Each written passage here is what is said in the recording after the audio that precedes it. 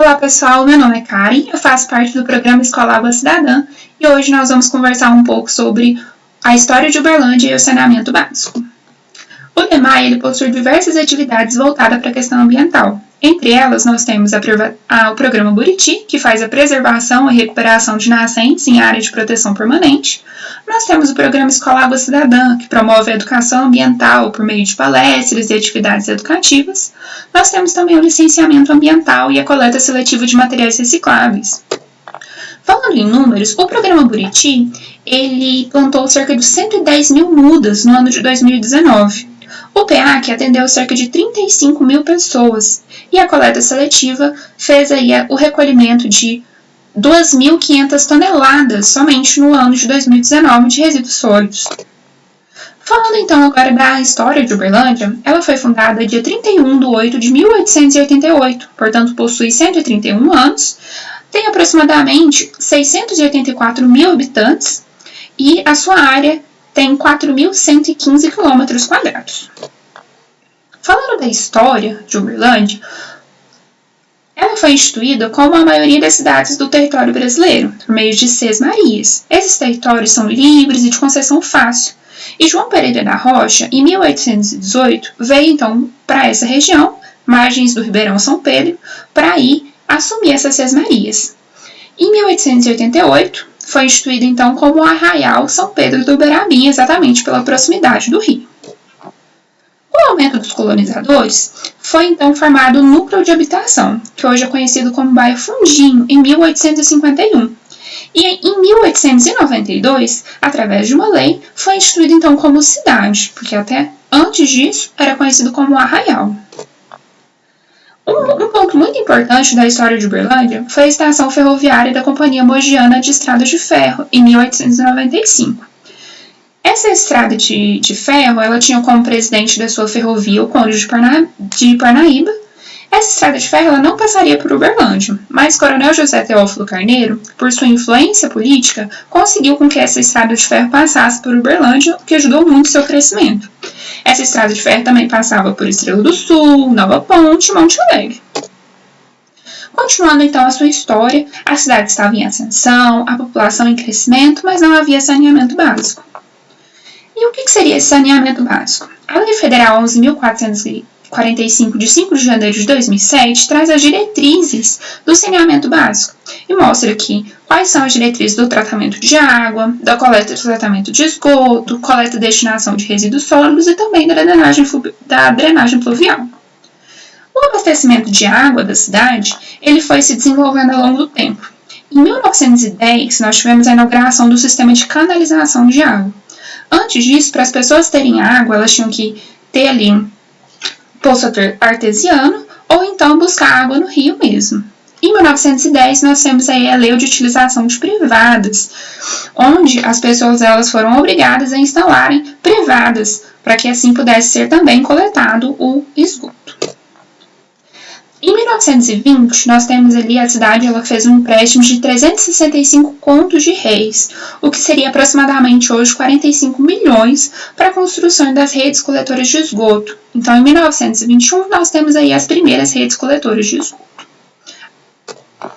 Em 1940, nós temos aí o primeiro reservatório elevado de água, que abasteceria ali a parte central da cidade, ainda não abastecia as partes periféricas. Em 1954, foi inaugurado mais 2 reservatórios elevados. Esses reservatórios eles ficam ali na Avenida Floriano Peixoto. Então, ali, agora nós temos redes coletoras de água, nós temos as redes coletoras de esgotos, mas ainda nós não temos o tratamento da água. A água ainda ela era recolhida do rio, assim como ela estava mesmo. E aí, a Associação Comercial e Industrial de Uberlândia, ela foi criada e foi desenvolvida uma preocupação em relação à falta de água e de energia. E José Pereira Espíndola, ele teve então a ideia de construir uma estação de tratamento de água, pensando então nessas preocupações. Na época, o prefeito era Renato de Freitas. Com isso, em 1967, nós tivemos aí o início então da construção da estação de tratamento de água Renato de Freitas, que é a famosa Sucupira. Em 1968, nós tivemos a inauguração da fábrica de tubos, que é uma fábrica onde foi produzido aí os tubos, né, utilizados para a construção da estação de tratamento de água. Em 1970, nós tivemos, então, a inauguração da ETA. Com isso, Uberlândia, com essa capacidade de abastecimento de água, teve uma explosão demográfica. As pessoas continuaram mudando para a cidade de Uberlândia. Após um longo período de estiagem, foi feita então uma instalação de hidrômetros em 1976. Antes dessa instalação de hidrômetros, as pessoas pagavam uma taxa fixa pela água, e com isso não tinha uma ideia de gasto, elas gastavam livremente. Após isso, as pessoas começaram a ter um pouco mais de noção sobre o gasto da água. Mas assim, a cidade continuou se expandindo, ela continuou aumentando. E com isso foi necessária a criação de uma outra estação de tratamento de água, que é o Bom Jardim. Ela foi inaugurada em 1986, durante a administração do prefeito Zaire Rezende. Esgotamento sanitário. Mesmo com o tratamento da água, o esgoto não era tratado. O esgoto era despejado nos córregos São Pedro e Cajubá e também no rio Uberabinha, causando diversos problemas ambientais. Com isso, em 1992, foi inaugurada, então, a Estação de Tratamento de Esgoto Aclimação e Ipanema, na cidade de Uberlândia, e também nos distritos, que foi em Biraporanga, Martinésia, Cruzeiro dos Peixotos e Itapoirama. Em 1997, foi começado o programa de despoluição do rio Uberabinha, que era muito necessário. E em 2003, teve início das obras da Estação de Tratamento de Esgoto de Uberabinha, que é a maior estação de tratamento agora da nossa cidade e a mais importante, que trata a maior parte do esgoto da nossa cidade.